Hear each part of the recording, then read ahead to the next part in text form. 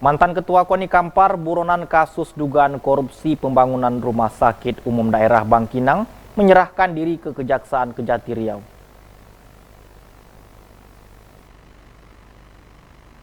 Tersangka buronan Kejaksaan Tinggi Kejati Riau dalam perkara dugaan korupsi proyek pembangunan gedung instalasi rawat inap tahap 3 di Rumah Sakit Umum Daerah Bangkinang Kabupaten Kampar.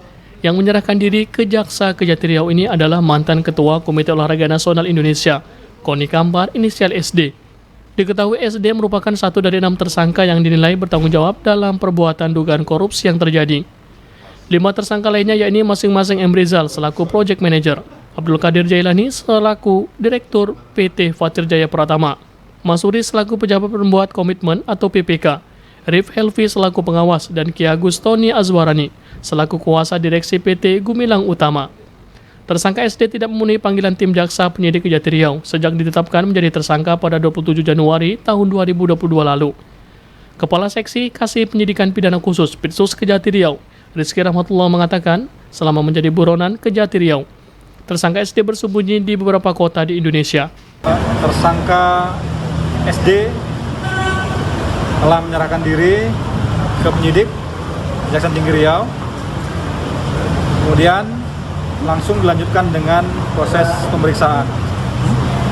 Bahwa sebagaimana yang teman-teman ketahui semua, tersangka SD tidak memenuhi panggilan kami penyidik sejak ditetapkan sebagai tersangka pada tanggal 27 Januari 2022 yang lalu.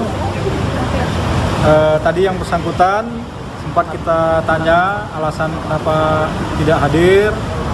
Yang bersangkutan berada di beberapa kota dengan alasan ingin menenangkan dirinya. Padahal kita sudah melakukan pemanggilan sebanyak lebih kurang 3 kali, termasuk pada saat yang bersangkutan diminta hadir sebagai saksi. Yang bersangkutan termasuk salah satu tersangka yang ditetapkan bersama dengan 5 tersangka lainnya, yakni Saudara Mayusri, Saudara Rif Helvi yang sudah diproses di persidangan, Saudara M. Rizal, dan Saudara Abdul Qadir Jailani yang juga saat ini dalam proses persidangan, serta 1 orang tersangka yang sudah ditetapkan juga yang masih saat ini kami anggap melarikan diri, belum memenuhi permintaan penyidik. Setelah sekitar 3 jam menjalani pemeriksaan, tersangka SD langsung dibawa penyidik ke Rumah Tahanan Negara Rutan Kelas 1 Pekanbaru untuk dititipkan selama 20 hari ke depan. Ahad Lela Isnin melaporkan.